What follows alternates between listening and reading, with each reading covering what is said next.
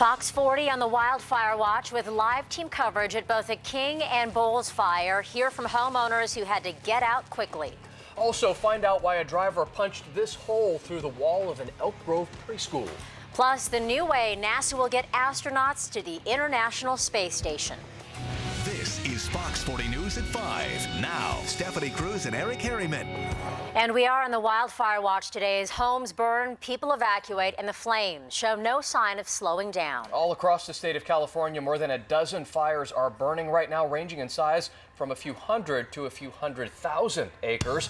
Our focus, of course, is what's burning closest to our area and what's the most destructive. The King Fire now burns more than 11,000 acres just near Pollock Pines, and the Boles Fire has burned more than 150 buildings in less than 24 hours. And at last check, it had burned a total of 375 acres. It is 20% contained since it sparked yesterday afternoon.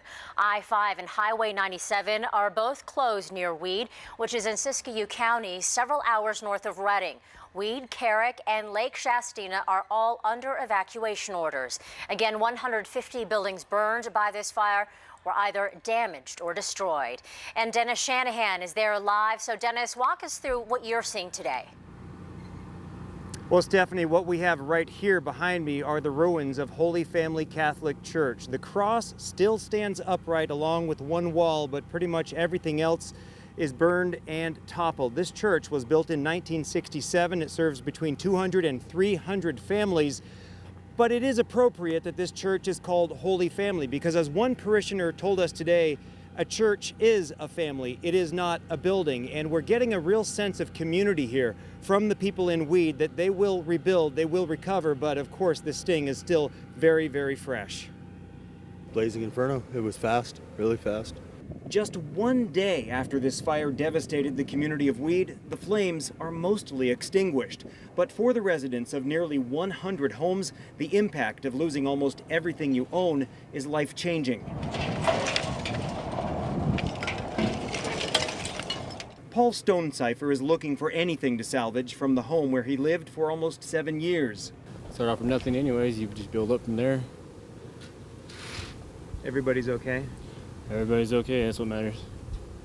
You know, all this can be replaced.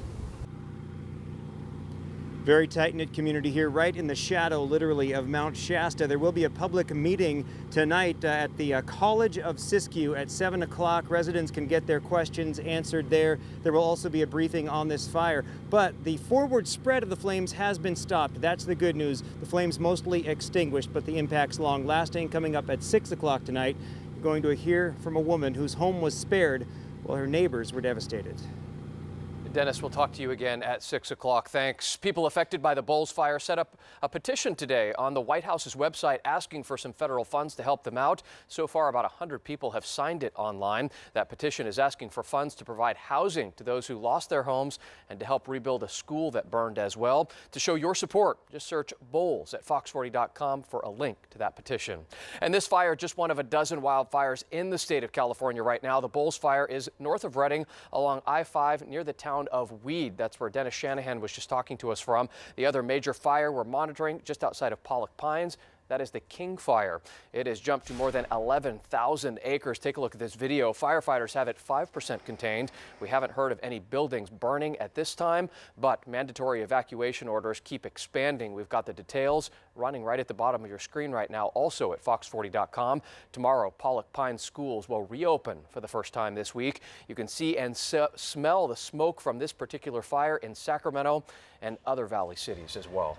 And our chief meteorologist, Christina Warner, will update us on air quality and conditions for the firefighters coming up in just a few minutes. She is part of our team coverage today. Also, Nicole Comstock at the evacuation center, and we'll hear from her later on this hour. But first, we'll go to Elisa Becerra, who spoke to some people who couldn't help but stop and watch as this fire burned.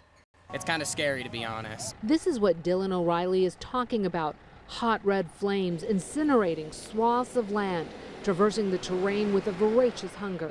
Definitely getting a lot worse. It started off and I wasn't really concerned about it coming towards my house at all, and now it's getting to the point where if it crosses 50, then we're probably going to have to evacuate. From here, the fire's every move is on center stage.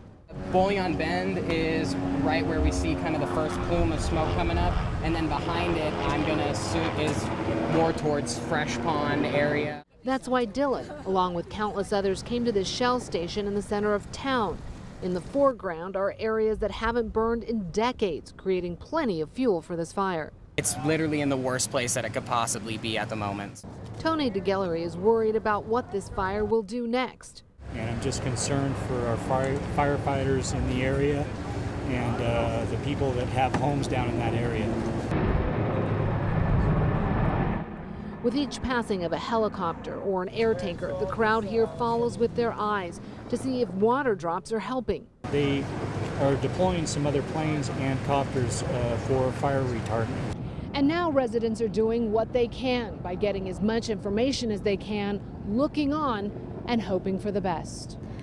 And the King Fire in Dorado County, very destructive. Let's go live to Maren Austin with the latest. Maren?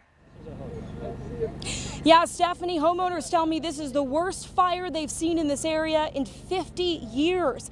So at this point, the #1 priority, according to crews, of course, that right there, but the priority is structures. 1,200 homes at this point at the very least have been evacuated. A lot of the people you see right here hanging out at the Shell station because, like I just said, structures are the #1 priority.